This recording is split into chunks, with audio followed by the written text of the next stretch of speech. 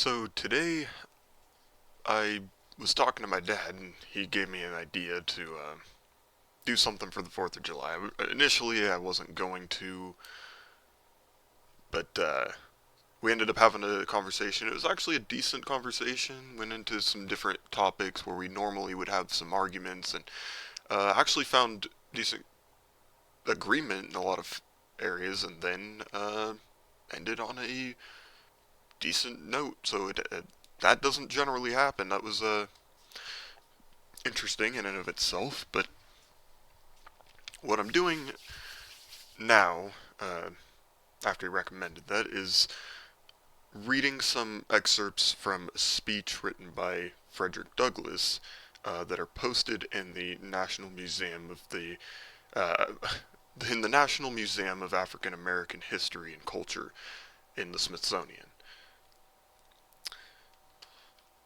So this is from his let's see, July 5th, 1852 keynote address um, at an Independence Day celebration.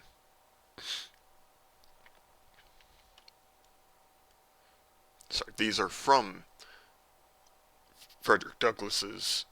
These are from Frederick Douglass's July 5th, 1852 keynote address at an Independence Day celebration.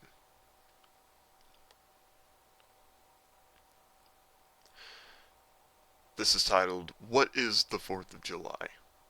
To that was titled that was titled "What to the Slave is the 4th of July?"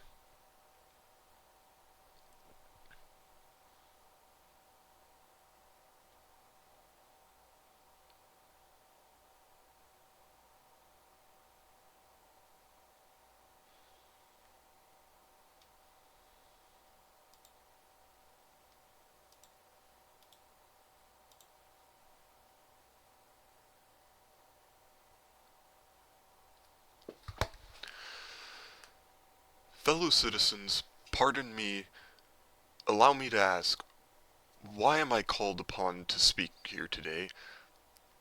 What have I, or those I represent, to do with your national independence? Are the great principles of political freedom and of our fellow citizens, pardon me, allow me to ask, why am I called upon here to speak today? What have I, or those I represent, to do with your national independence? Are the great principles of political freedom, of national justice embodied in the Declaration of Independence extended to us?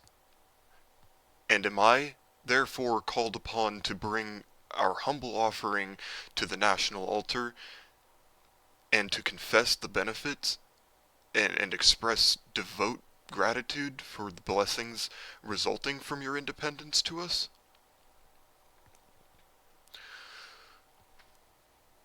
Would to God, both for your sake and ours, that an affirmative answer could be truthfully returned to these questions. Would to God, both for your sake and ours, that an affirmative answer could be truthfully returned to these questions. Then would my task be light, and my burden easy and delightful. For who is there so cold that a nation's sympathy could not warm him? Who so obdurate and dead to the claims of gratitude that would not thankfully acknowledge such priceless benefits? Who so stolid and selfish that would not give his voice to swell the hallelujahs of a nation's jubilee, when the chains of servitude had been torn from his limbs? I am not that man. In a case like that, the dumb might eloquently speak, and the lame man leap as an hart. But such is not the state of the case. I say it with a sad sense of disparity between us. I am not included within the pale of glorious anniversary. Your high independence only reveals the immeasurable distance between us. The blessings in which you this day rejoice are not enjoyed in common. The rich inheritance of justice, liberty, prosperity, and independence bequeathed by your fathers is shared by you, not by me. The sunlight that brought light to the sunlight that brought light and healing to you has brought stripes and death to me. This 4th of July this 4th July is yours, not mine. You may rejoice, I must mourn.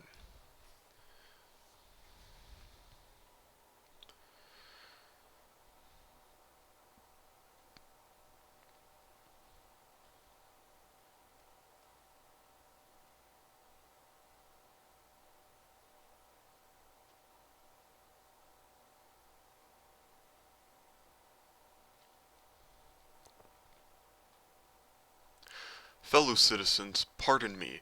Allow me to ask, why am I called upon here today? What have I, or those I represent, to do with your national independence?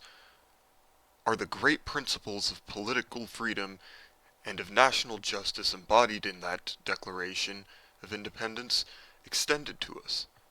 And am I therefore called upon to bring our humble offering to the altar, to the national altar, and to confess the benefits and express devout gratitude for those blessings resulting from your independence to us? Fellow citizens, I am not wanting in respect for the fathers of this republic, the signers of the Declaration of Independence. The signers of the Declaration of Independence were brave men. They were great men, too. They were great men, too. Great enough to, or they were great men, too. Great enough to give frame to a great age. It does not often happen to a nation to rise at one time such a number of truly great men. The point from which I am compelled to view this is not certainly the most favorable, and yet I cannot contemplate their great deeds with less than admiration. They were statesmen, patriots, and heroes, and for the good they did and the principles they contended for, it will unite you to honor their memory.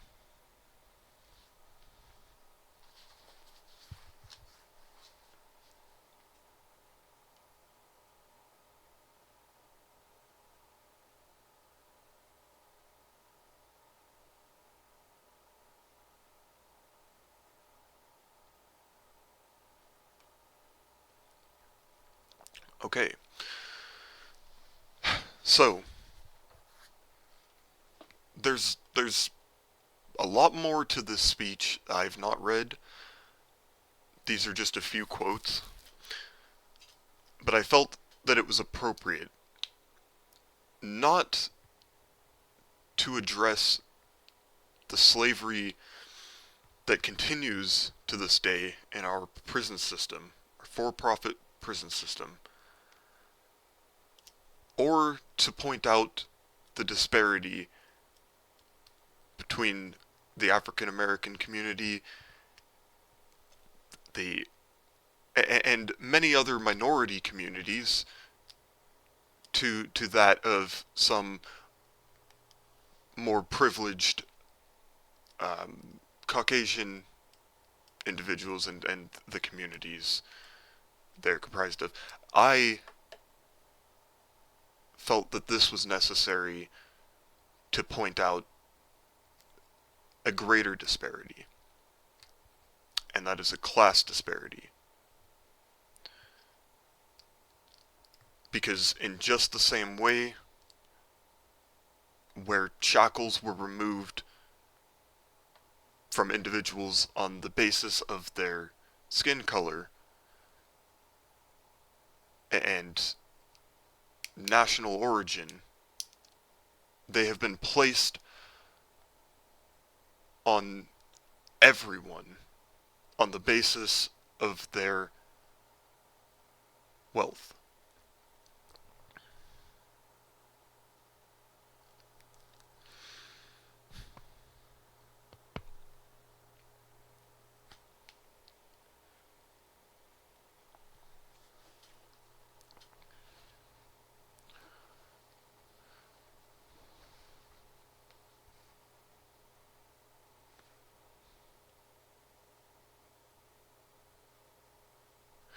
They have been placed on everyone else on the basis of wealth. If you are born poor, you are likely to die poor. And I don't believe that this necessarily is anything new. I think that this is just the same system that had African Americans and Africans at the time enslaved and brought to this nation. It has always been the gap in your wealth and the prosperity that's afforded by a region, the resources and the accessibility of them. You know, there's there is differences with when it comes to people on a regional basis, in a sort of evolutionary sense, socially, physically, and of course, as you might have noticed, in phenotype. So that said, people in Africa had more challenges in regards to establishing the same level of prosperity simply on the basis of the what the region could afford. And in some areas, they've improved. An argument can be made that they were able to exceed what those in more naturally prosperous regions could, because of the challenges that they had to overcome, and vice versa. Now, this wealth has sort of been removed from the value, the true value of these resources and the areas that allow for them. It's been removed, and we've put between them money.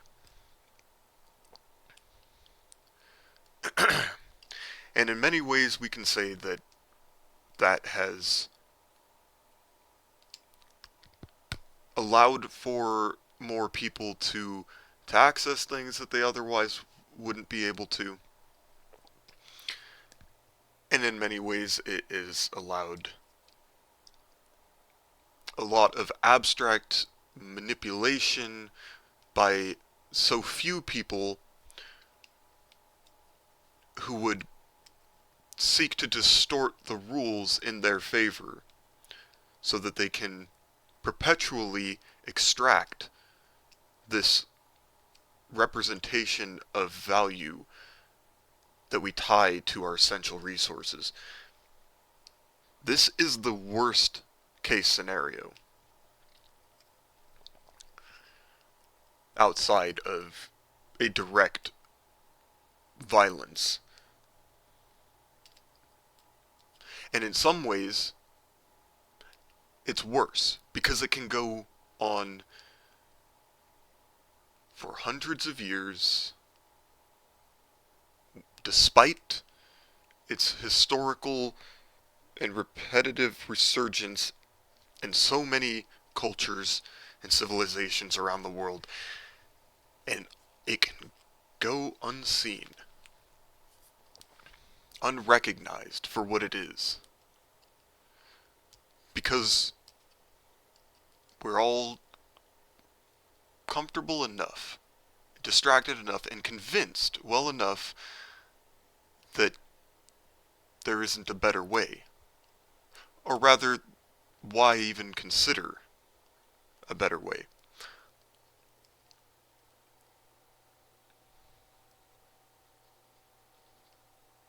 We've mentally become slaves in a way that I think it was easier for those in shackles to recognize what was happening to them and that it was unfair. And I think that that direct violence, it was more visceral. It was the most direct representation of what this system of placing our values into this ephemeral, conceptual representation, these little tokens, has brought. We can do better. And really, we're in the midst of the collapse, and we can see that happening.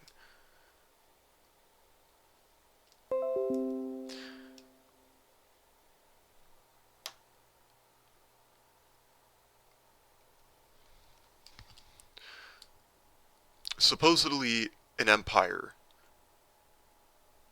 can only last 250 years. That's the trend, I suppose. I'm no historian, not a big reader, and I couldn't tell you, if that is accurate or not. So I'm going to take that at face value and assume that that is historically the trend. And I will say,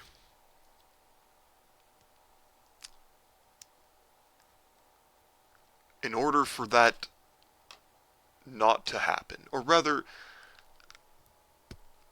I'm not worried about that happening because I think that it's a transitory phase. I don't think that it's a destruction, but it is the death of an old system and the birth of a new system, and I am very glad and interested in being present for this. And I would be head over heels if I got to be a part of it. Truly. I mean that, and I want people to look at around them and see what's happening. As they do that, I don't need to direct that to occur, but as you look around and you see this collapse, this appearance of a collapse, but rather this transition.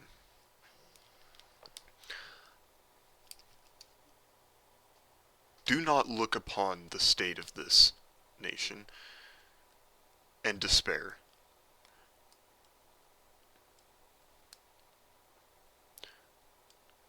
Do not abandon the pursuit of happiness. When faced with the helpless absence of purpose and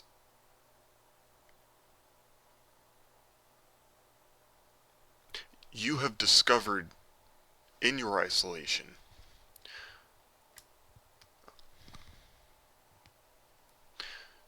do not abandon your pursuit of happiness. Do not abandon your pursuit of happiness when faced with the helpless absence of purpose. you have discovered in your isolation.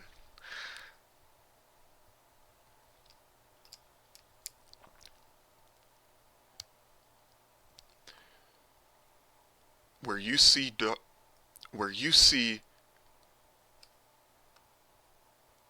a dark pit devoid of meaning, I see a calm state. I see a clean slate, a well of infinite potential, and a vessel that will soon reflect a reality of your design. You have taken the first step in leaving behind a world better than you found it. You have cast aside what you no longer need, what you will not accept as a part of your grand design. What you choose to for here now,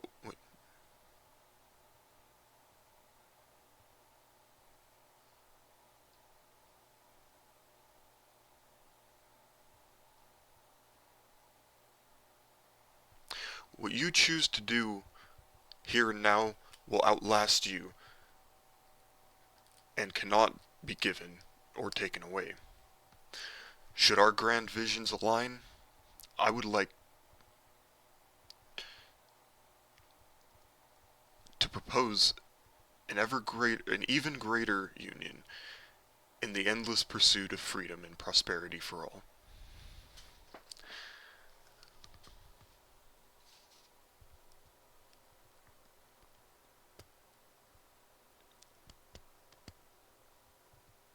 What we give to the physical representation of our values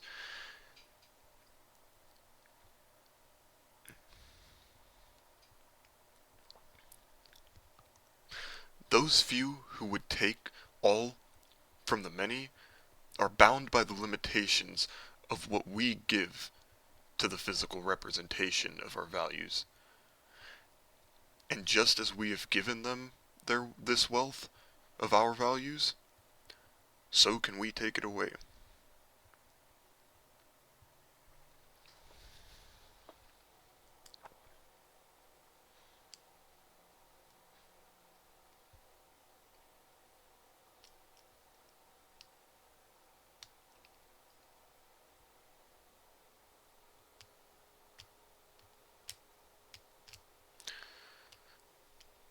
Through all the means that they implement to divide us,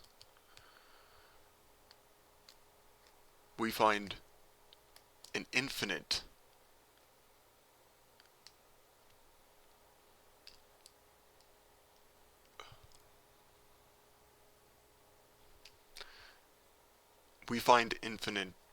possibilities for a new union.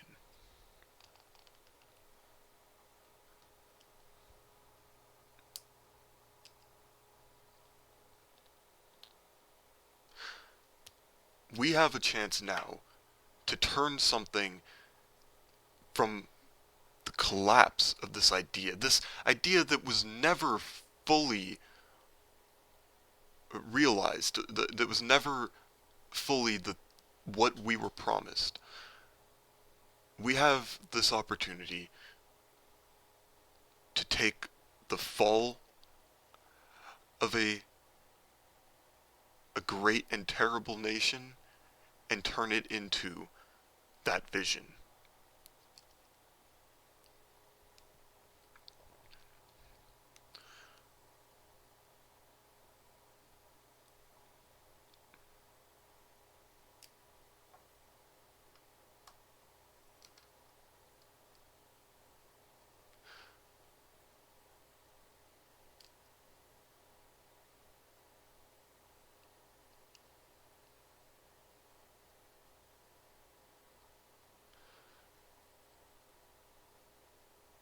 So, when you stare into the abyss, realize that what you are actually looking at is hope.